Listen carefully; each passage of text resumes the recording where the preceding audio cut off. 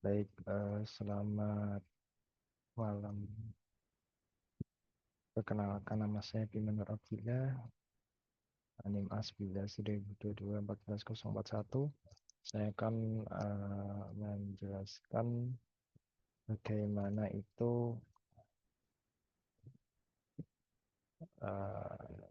tugas UAS dari Pak Farid untuk mengerjakan ini. Baik, yang pertama kita menyambungkan dengan Google Drive ya, file kita mengimport dengan coding seperti ini, dengan script seperti ini. Lalu kita juga meload library. Nah, library ini ada beberapa ya. Jadi ada import NumPy. Nah, untuk NumPy itu fungsinya adalah pustaka fundamental untuk komputasi ilmiah di Python, dan itu menyediakan dukungan untuk array besar dan multidimensi serta koleksi fungsi matematika tingkat tinggi. Untuk melakukan operasi dengan cepat dan pada array ini, penggunaan NumPy sendiri itu untuk operasi matematis dan logika pada array, pengolahan data, dan pembuatan data acak. Kemudian ada Pandas. Fungsi Pandas adalah pustaka yang menyediakan fitur atau struktur data dan alat analisis data yang memudahkan, yang mudah digunakan. Kemudian penggunaannya sendiri untuk memanipulasi data seperti membaca dan menulis data dalam berbagai format seperti CSV, Excel, SQL, dan lain-lain, serta pengolahan data seperti filtering, grouping, merging, dan resetting seperti itu. Kemudian ada datetime. Datetime. Fungsinya modul datetime yaitu menyediakan kelas untuk memanipulasi tanggal dan waktu. Digunakan biasanya untuk bekerja dengan tanggal dan waktu, seperti mendapatkan tanggal dan waktu saat ini, seperti itu. Kemudian ada Matplotlib. Matplotlib sendiri itu adalah pustaka untuk membuat visualisasi statis, animasi, dan interaktif di Python. Kemudian ada Matplotlib Colors. Nah, ini untuk modul color dari Matplotlib untuk mengelola warna dalam visualisasi. Jadi nanti ada tabel-tabel seperti itu atau grafik. Nah, itu visualisasinya seperti itu. Kemudian ada Seaborn. Seaborn itu pustaka visualisasi data yang dibangun di atas Matplotlib. Matplotlib agak susah ya itunya. Nah, yang menyediakan antarmuka tingkat tinggi untuk membuat grafik statistik yang menarik. Kemudian ada sklearn preprocessing label encoder. Nah, itu fungsi itu sendiri adalah pustaka untuk pembelajaran mesin di Python. Nah, modul processing tersebut menyediakan alat untuk melakukan pemrosesan data. Nah, penggunaannya sendiri label encoder itu mengkonversi label kategorikal menjadi nilai numerik, dan standar scalar menstandarkan fitur dengan menghilangkan mean dan menskala ke unit variance. Nah, kemudian ada Scalars Decomposition PCA. Nah, fungsi PCA, apa sih itu PCA? PCA adalah Principal Component Analysis. Adalah teknik reduksi dimensi yang digunakan untuk mengurangi jumlah variabel dalam dataset dengan menjaga sebanyak mungkin variabilitas data asli. Nah, penggunaannya itu untuk mengurangi dimensi data yang tadi itu, visualisasi dan pemodelan. Kemudian adalah Yellow Brick Cluster. Nah, Yellow Brick ini pustaka visualisasi pembelajaran mesin untuk membantu dalam menentukan jumlah klaster optimal untuk algoritma clustering dengan menggunakan metode Elbow ya. Seperti itu. Kemudian ada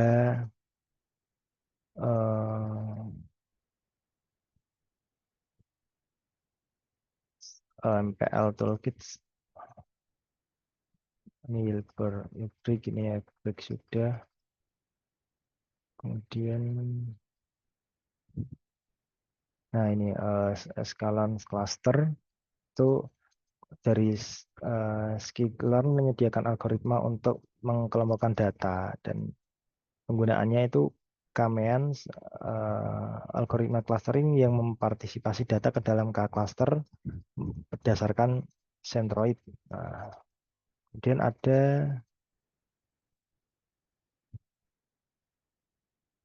sepertinya. Nah, untuk matrix ini, import matrix itu modul metrik dari Scikit-learn menyediakan fungsi untuk evaluasi kerja model. Seperti itu. Digunakan untuk menghitung metrik evaluasi seperti akurasi, presisi, recall, event score, dan lain-lain. Jadi nanti tabel-tabel event score itu menggunakan ini metrik ini. Kemudian warning. Nah, warning ini modul warning digunakan untuk mengontrol peringatan yang dihasilkan oleh Python. Jadi digunakan untuk mengatur filter peringatan dan mengabaikan peringatan yang tidak diinginkan selama eksekusi kode seperti itu. Nah, import sys itu menyediakan akses ke beberapa variabel dan fungsi yang berinteraksi dengan interpreter Python. Penggunaannya untuk mengontrol pengaturan runtime seperti mengatur filter peringatan seperti itu. Terus NP random seed itu menetapkan seed untuk generator angka acak di NumPy. Digunakan untuk memastikan hasil yang dihasilkan oleh operasi acak itu dapat direproduksi. Seed 42 adalah pilihan, ini kan 42 adalah pilihan umum untuk pengaturan default seperti itu. Oke, kita lanjut.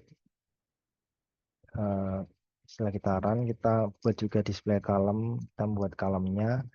Terus, nah ini list color map. Jadi kita atur color mapnya berapa. Ini pakai kode-kode ya color map. Lalu dataset seperti ini. Kita sambungkan datasetnya, itu. Kemudian kita run dan muncul tabel seperti ini.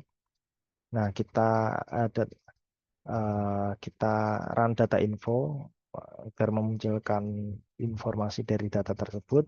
Kemudian kita rubah yang dari ini integer as type object menjadi objek ini. Jadi dari integer ini channel region menjadi objek seperti itu. Nah, ini tidak ada data yang hilang dan tidak ada data yang keliru. Nah, kemudian kita data describe untuk mendistribusikan data tersebut dan menghapus nilai. Nah, ini kita kita run data drop. Nah, seperti ini perubahan jumlah record setelah menghapus record mempunyai nilai yang nilai hilang adalah. Nah, ini nanti kalau setelah di run jumlah record setelah menghapus record yang mempunyai nilai hilang adalah 440. Dan kita data describe lagi seperti ini. Nah, nanti kita amati apa saja yang berubah seperti itu. Lalu cek fitur yang bertipe kategori. Nah, seperti ini kategori. Seperti ini for column in data column if data column data type object and learn bla bla bla seperti ini. Ya, if not categorical not print tidak ada fitur bertipe kategori dalam dataset seperti ini. Nah, jadi uh, seperti if else seperti ini ya. Nah, setelah kita run kita mendapatkan channel itu 21 dan region 312. Nah, kemudian percobaan cek fitur kategorikal. Nah, ini kita printkan ini seperti ini total kategori di fitur channel adalah data channel value counts. Maka ketika di run akan memunculkan atau menampilkan seperti ini. Total kategori di fitur channel adalah channel 1, 298 dan channel 2 142. Name-nya count dan data type-nya integer. Kemudian print total kategori fitur. Ini untuk region value count adalah 3 itu 316, 1 itu 77 dan 2 itu 42. Data type-nya integer juga. Kemudian kita buat fitur total spend. Nah, untuk data total spend ini plus maker server. Nah, kita tulis seperti ini dan nanti ini ya total spend, data fresh milk, grocery, frozen detergents, dan semuanya di sini. Data head kita jadikan data head seperti ini. Nah, kemudian kita run buat fitur channel region. Nah, membuat fitur baru channel region dengan menggabungkan channel region. Nah, ini data channel region kita gabungkan ya, data channel as type string, data region as type string. Nah, kita jadikan string datanya dengan data head seperti ini. Jadikan data head lah. Setelah itu buat fitur average spend. Nah, kita tulis seperti ini dan kita masukkan datanya seperti tadi, dan kita run menjadi seperti ini, kemudian putar buat fitur high spend. Nah, untuk thresholdnya itu 5.000 atau ambang batas contoh ya ini. Terus datanya high spend, kita masukkan data total spend. Nah, ini kan ada total spend. Nah, ini lebih besar dari threshold. Nah, oke, seperti itu ya. Nah, terus kita run hasilnya seperti ini. Terus buat fitur flash percentage, presentasi flash. Jadi kita tulis data flash percentage, kemudian data flash atau dibagi data total spend. Nah, hasilnya akan seperti ini. Nah, ini flash dan data total spend. Seperti itu. Dan buat fitur milk grocery ratio seperti ini. Saja seperti ini dan kita run muncul seperti ini. Nah, ini untuk fitur Eureka data channel apply lambda x sama dengan 1 if x sama dengan Eureka else 0. Nah, seperti ini ya. Eureka-nya 0 ya. Berarti tidak muncul ya. Berarti S-nya 0, berarti else. Terus untuk kita lakukan data info, kemudian hapus fitur redundant. Nah, redundant itu adalah data yang ganda seperti itu atau yang menyerupai kayak gitulah ya. Nah, ini kita tulis seperti ini data drop, column, channel, dan region.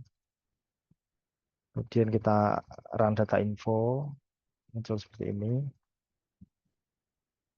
Nah, jadi menghilangkan ini channel dan region. Nah, di sini channel dan region sudah hilang seperti itu.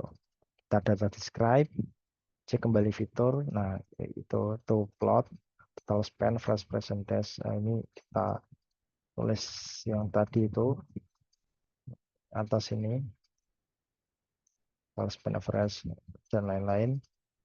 Kemudian print relative plot of some selected feature data subset. Nah, plot feature spread plot ini ya, kita run memunculkan grafik yang seperti ini.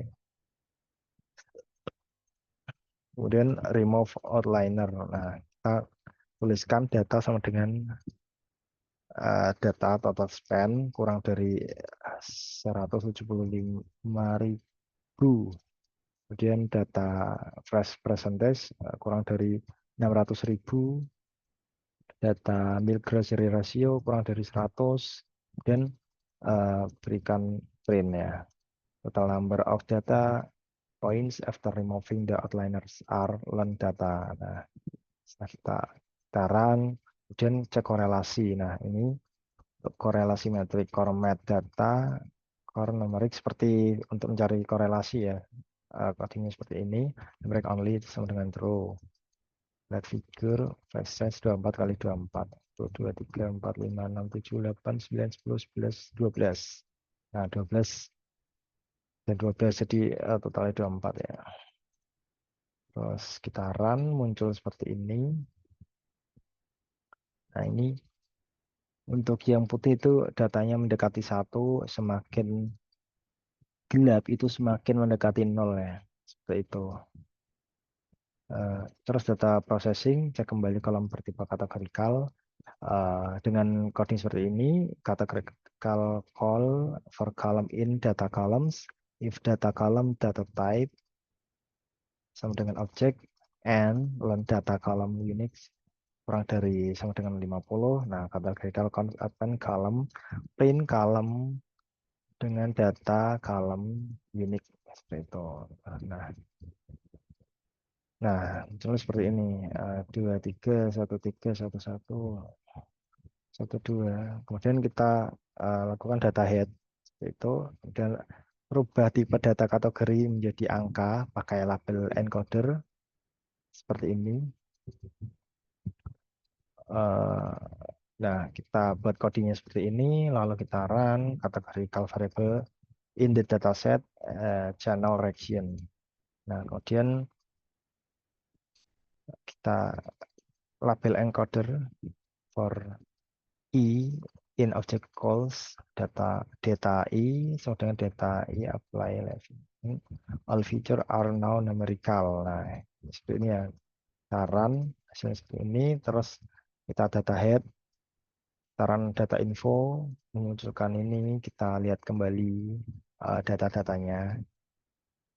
Copy data supaya tidak rusak dan data awal bisa menjadi referensi tabel. Nah, DS dengan data copy, kita run, lalu hapus beberapa kolom yang tidak dibutuhkan. Nah, ini kolom-kolom yang tidak dibutuhkan.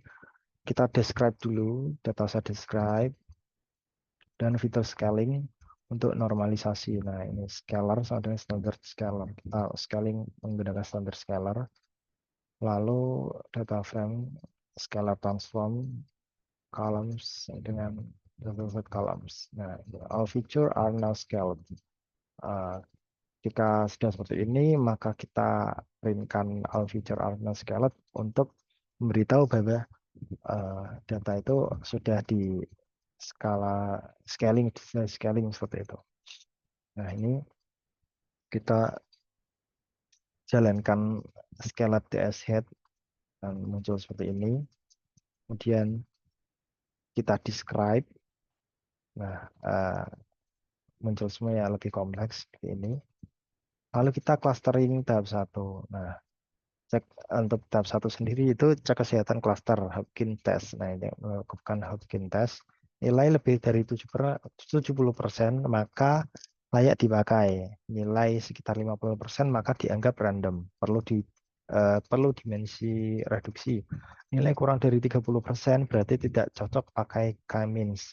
Pakai metode yang bisa mengatasi masalah sparse dataset. Nah, kita jalankan script seperti ini, calculating the Hopkins statistic ya, ini untuk the Hopkins from sklearn tadi naik force import.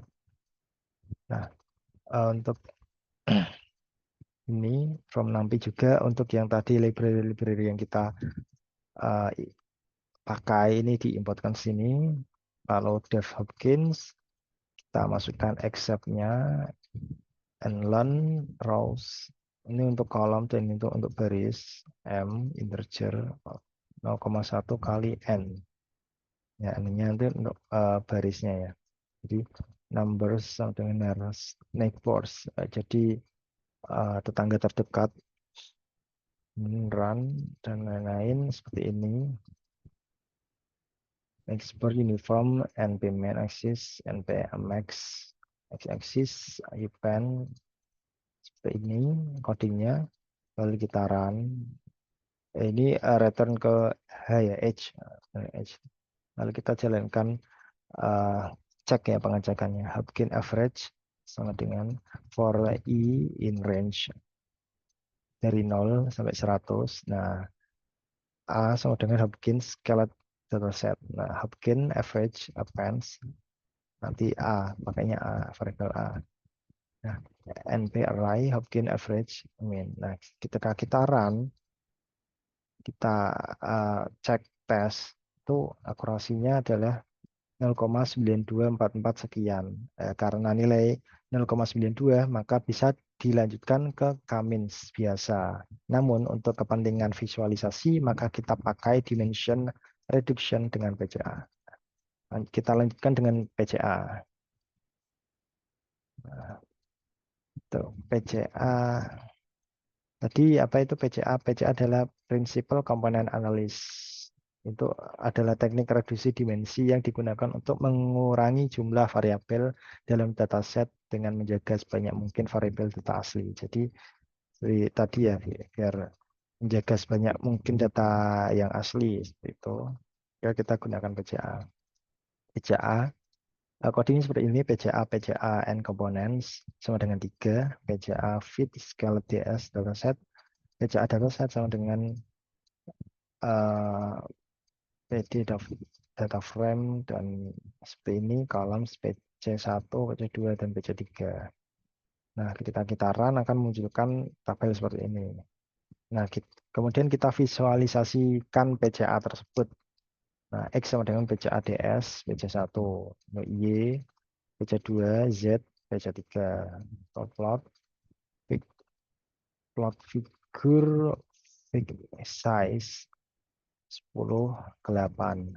Nah, X fix plot project 3D X scatter marun marker. Oh, oke, ini untuk warna-warnanya ada marun dan set title A2J projection of data in the reduced dimension. So kita run akan membuat visualisasi 3D projection of data seperti ini dengan reduced dimension atau dimensi direduksi atau dikurangi. Kemudian clustering tahap 2 aglomeratif. Nah, untuk CK optimal menggunakan elbow method itu kita buat script seperti ini.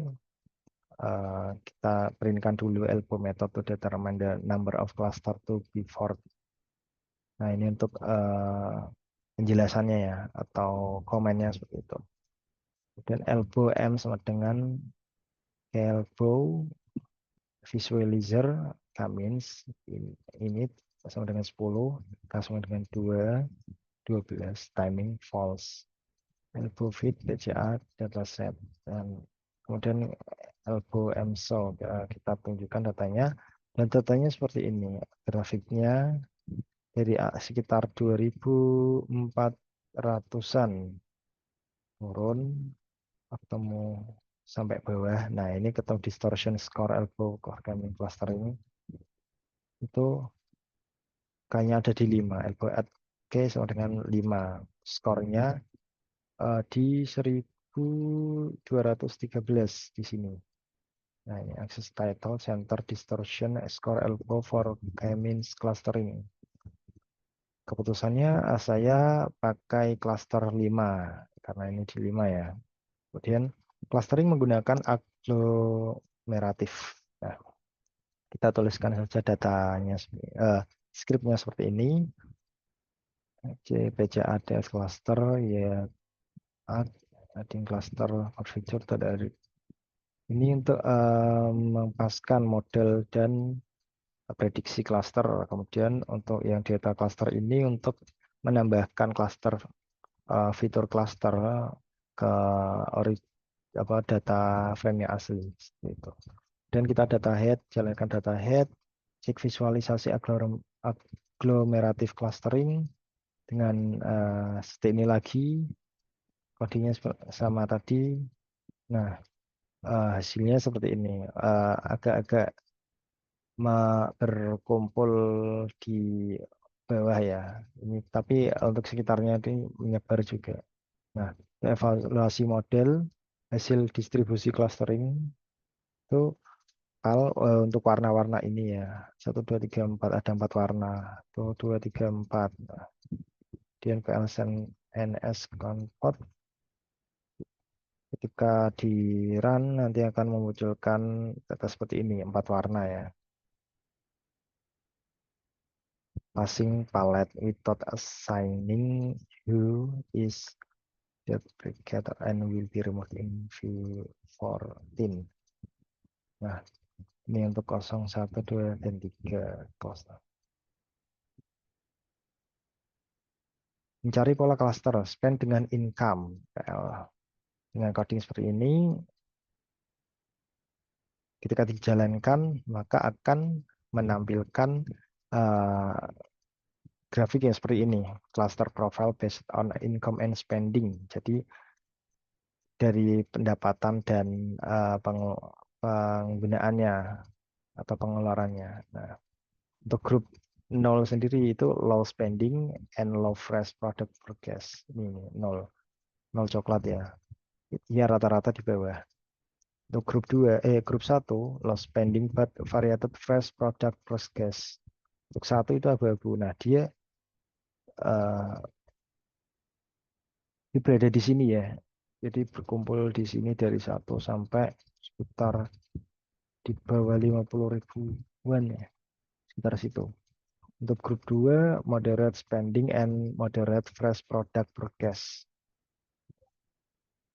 Nah, untuk 2 ini dia coklat muda. Nah, ini dia sampai jauh ya. Jadi nyebar dari bawah sampai jauh. Kemudian grup 3 high spending and high fresh product forecast. Dia ini kuning, warna kuning. Nah, dia menyebar jauh di sini. Nah, untuk distribusi cluster, oh ya, klik 2 kali atau tekan enter. Ya. Nah, distribusi cluster untuk konsumsi. Nah, ini distribusi cluster untuk konsumsi. Kita jalankan codingan ini, kemudian nanti akan run dan menghasilkan grafik seperti ini. Nah, kesimpulannya apa? Untuk cluster 0 dan cluster 2 memiliki pengeluaran sedang tapi dengan variasi yang berbeda ya. 1 dan 2. Pengeluarannya sedang tapi variasinya berbeda ya. Dari sini dan di sini. Kemudian untuk cluster 1 terdiri dari pelanggan dengan pengeluaran rendah. Nah, pengeluaran mereka rendah di sini ya, di bawah seperti itu. Cluster 3 berisi pelanggan dengan pengeluaran yang sangat tinggi karena dia lebih tinggi dari ketiga lainnya. Maka eh, kuning berada di paling atas. Nah, untuk target kampanyenya buat fitur baru, kita memanggil data lama yaitu data bukan PCA dataset. Resultnya 50.000 ya. Resultnya 50.000. Data high spend flag yang sama dengan data total spend lebih dari threshold. Nah, untuk PL SNS data high spend flag view sama dengan data cluster palette file. So, ketika kita run script ini, maka akan menampilkan grafik high spend flag seperti ini. Nah, ini untuk cluster 0 itu uh, default dan true ada di sini juga.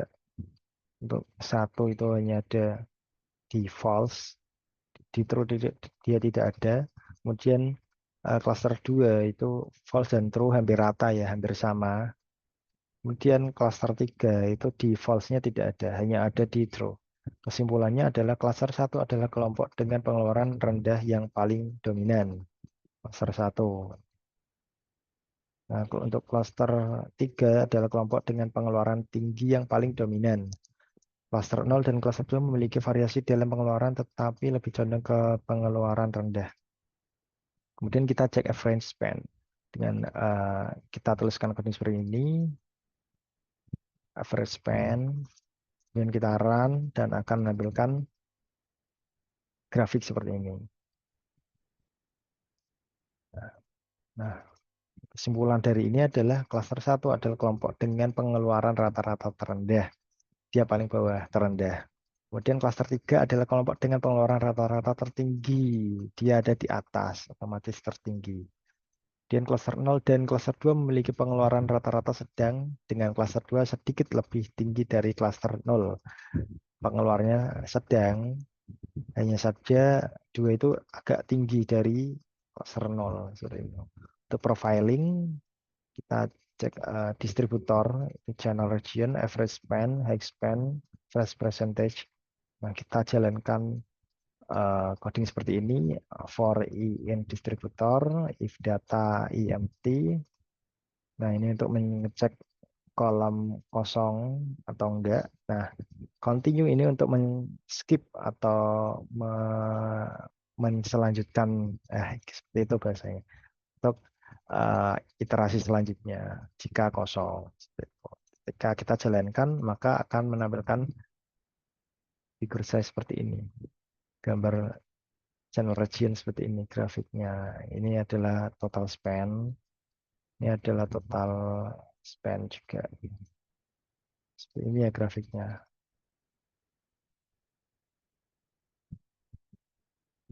Cluster satu berada di ini dekat-dekat ini, tapi dia tinggi. Nah, dia tinggi. Kemudian, nah ini dia banyak di tengah-tengah sini. Nah, ini untuk dari samping ya. Dari samping kanan ini dari samping atas depan. Jadi ini paling tertingginya di sini untuk dari cluster 0. Untuk dari cluster 1 tertingginya ada di sini. Sini ya. Tinggi banget. Baik, seperti ini. Ini ada make grocery ratio, ini fresh percentage seperti itu. Nah, kesimpulannya cluster 0 itu channel region pengeluaran lebih rendah secara keseluruhan. Average spend pengeluaran rata-rata lebih rendah konsisten dengan pengeluaran total. High spend hampir tidak ada pelanggaran dengan pengeluaran tinggi. Fresh percentage sebagian besar pelanggan memiliki pengeluaran produk segar yang rendah. Make grocery ratio, rasio susu terhadap kelontong cenderung lebih rendah. Kemudian cluster 1, channel region distribusi lebih lebar dan pada pengeluaran yang sangat rendah. Average spend rata-rata pengeluaran lebih rendah dengan sedikit variasi. High spend tidak ada pelanggan dengan pengeluaran tinggi. Fresh percentage distribusi pengeluaran produk segar cenderung lebih tinggi dibandingkan cluster 0. Milk grocery rasio pengeluaran susu terhadap kelontong cenderung rendah. Kalau untuk cluster 2 pengeluaran channel region-nya sedang hingga tinggi, average spend pengeluaran rata-rata lebih tinggi dibanding cluster 0 dan 1. High spend beberapa pelanggan memiliki pengeluaran tinggi, fresh percentage variasi dalam presentasi pengeluaran produk sehingga produk segar. Mid grocery ratio beberapa variasi dalam rasio susu terhadap kelontong tetapi masih dalam kisaran moderat. Cluster 3 channel region-nya dalam pengeluaran sangat tinggi dan distribusi sempit. Average spend rata-rata pengeluaran sangat tinggi. High spend hampir semua pelanggan memiliki pengeluaran tinggi. Fresh percentage pengeluaran produk segar sangat tinggi untuk beberapa pelanggan. Milik grocery rasio susu terhadap kelontong cenderung lebih tinggi. Baik, itu penjelasan dari saya tentang materi ini. Lebih dan kurang mohon dimaafkan jika ada salah atau kurang-kurangnya kekeliruan bisa di komen ya, ditulis di kolom komenan agar menjadi tambahan atau evaluasi untuk saya pribadi seperti itu. Baik, terima kasih. Assalamualaikum warahmatullahi wabarakatuh.